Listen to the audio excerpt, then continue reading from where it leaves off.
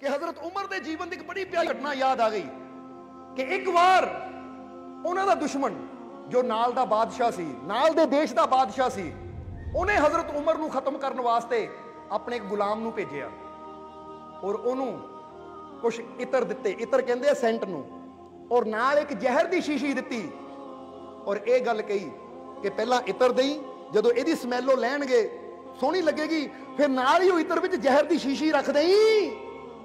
ये जहर दी शीशी ऐसी है कि जेड़ा भी इहदी स्मैल लैंदा है, यानी इहदी महक लैंदा, नाल ही सुंघदे सारी मर जाता है।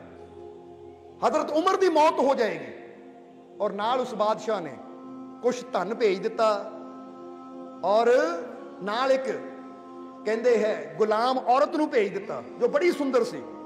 हुण कहंदे धन, गुलाम औरत और नाल उसने वो इतर भेज दिता कि ये नजराना दे दे मेरे वालों, क्योंकि मकसद तय सी उमर की जान लैण दा।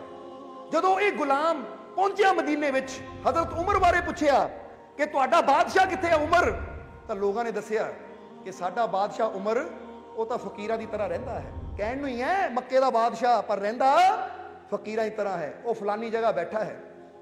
जदों कहंदे ये गुलाम गया, इन्हां तो सोचिया सी जिद्दां साडा बादशाह आलीशान महलां च रहिंदा है इदां ही रहिंदा होएगा, पर उमर नूं देखिया कि पेड़ थल्ले बैठे हुए है, वो भी थल्ले बोरी बिछा के। और जाके उसने जदों देखिया तो देख के उहदे मन च वो दर्शन करके ऐसी खिच पई कि तो रब दा कोई नेक बंदा लगदा और मेरा बादशाह इनू मारना चाहता है। जरा समझना सारे जी। हुण कहंदे वो गुलाम दे मन च इदां दी भावना पैदा हुई। उन्हें उमर नूं कहा, हजरत उमर मैनू फलाने बादशाह ने भेजा है, तुहाडे वास्ते कुछ नजराना लैके आया हाँ। तो उमर ने कहा किहड़ा नजराना? उन्हें दस्सिया जी आ दौलत। वो कहंदे मस्जिद नबवी बन रही है, यानी हजूर दा मदीना बन रहा है, बहुत अच्छा है, इनू मैं कबूल करदा, ये मस्जिद बनाने के काम आएगी, क्योंकि उसले मदीने का काम चल रहा सी जिथे हजूर मुहम्मद की मज़ार है। फिर उन्हें कहा मैं एक गुलाम लैके आया, यानी लड़की नूं कहा जाता है गुलामां नूं, ये लैके आया हाँ। हजरत उमर ने जदों ओदी तरफ देखिया तो देख के क्या सुभान अल्लाह, परमात्मा ने बड़ी अच्छी सूरत पैदा की है। फिर हजरत उमर ने एक नाल ही नौजवान बैठा सी जिहदी शादी नहीं हुई सी। हजरत उमर ने कहा ऐ नौजवान तू इस नाल शादी करना चाहता हाँ? वो कहता जी हाँ।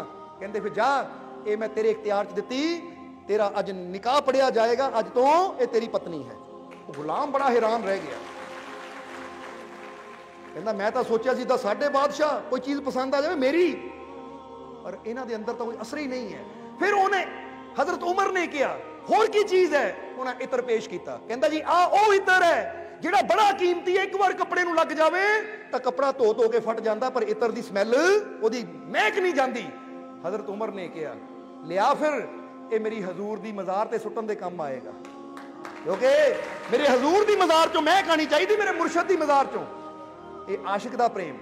हुण जदों उन्हां देखिया अपने वास्ते तो रखिया ही कुछ नहीं, इन्ना रब नाल प्यार करने वाला अपने मुर्शद नाल, तो ओहदे मन च इक्को ही गल आई, कहंदा इन्ना नेक आदमी हुण जे मैं जहर दी शीशी देवां, ये दुनिया तो चला गया तो फिर मैं तेरे हथों बहुत बड़ा पाप होएगा।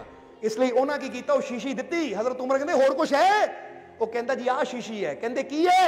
वो कहंदा जी सच दसां इहदे च जहर है, ये जहर दी गंध लैण नाल ही, महक लैण नाल ही बंदा मर जाता है। इसलिए हुण भेजिया तो मारन वास्ते सी, पर उन्हें गल किदां बदली कि यह भेजिया है ताकि जे कोई तुहाडा दुश्मन होवे, जेड़ा तुहानू लगे मेरा दुश्मन है, तो यह जहर तुसी ओनू दे के मार सकते हो।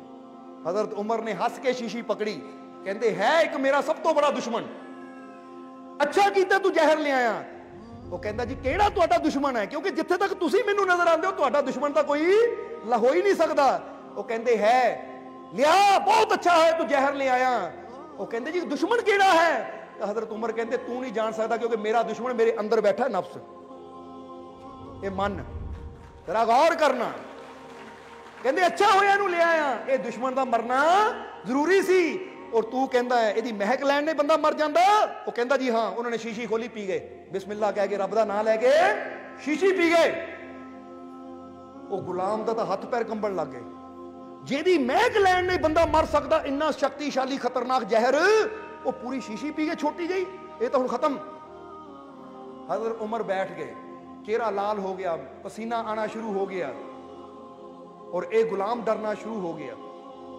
10-15 मिनट बाद हजरत उमर ने अखां खोलियां, मुस्कुराए, कहते डर क्यों रहा है, फिक्र ना कर, मैं अपने मालिक के विश्वास से जहर पीता है और मेरे मालिक की ताकत जहर नालों बहुत बड़ी है। जिदा मीरा ने सतगुर के भरोसे जहर पी लिया सी ना, तो जहर ने उन्हें कुछ नहीं बिगाड़िया। हजरत उमर ने की साबित किया, वो कहते दुनिया दे कोई भी जहर ओदी रहमत तो बड़ा नहीं है। इसलिए ये मिसाल तुहानू क्यों दसी कि तुहाडे जीवन च भी कई बार असीं की करते, छोटी छोटिया चीज़ों तो डरते रहते, आ खा लिया मैनू कुछ हो जाएगा, आ खा लिया मैनू किसी ने दे दिता, कोई लड्डू दे दिता, मैनू किसी ने कर दिता, वो भी वहम है, मैनू कुछ हो जाएगा। याद रखो, अपने मालिक ते इन्ना भरोसा रखो, ਉਹਦਾ नाम लैके जो भी खाइए उन्होंने याद करके भोजन करिए, तो फिर किसी भी चीज इन्नी ताकत है नहीं जो साडा कुछ बिगाड़ सके। बस अपनी सुरती, अपना ध्यान अपने मालिक वाल रखना है। तो जिदा हजरत उमर ने कहा कि सब तो बड़ा दुश्मन तो मेरे अंदर है, तो तुसी भी जरा सोचो ਇਹ ਗੱਲ ਨੂੰ कि सब तो बड़ा दुश्मन कित्थे है। तुसी कहंदे ओ गुआंढी मेरा दुश्मन, ओ फलाना इंसान मेरा दुश्मन, वो कहंदे सब तो बड़ा दुश्मन तो तेरे अंदर बैठा है। मन जो बहमा भरमा नाल जुड़ गया तो तेरा दुश्मन है, जो प्रभु के विश्वास नाल जुड़ गया तो यही तेरा मित्र बन जाता है। इसलिए अपने प्रभु ते विश्वास रखांगे तो फिर ये मन ही साडा मित्र बन जाता है।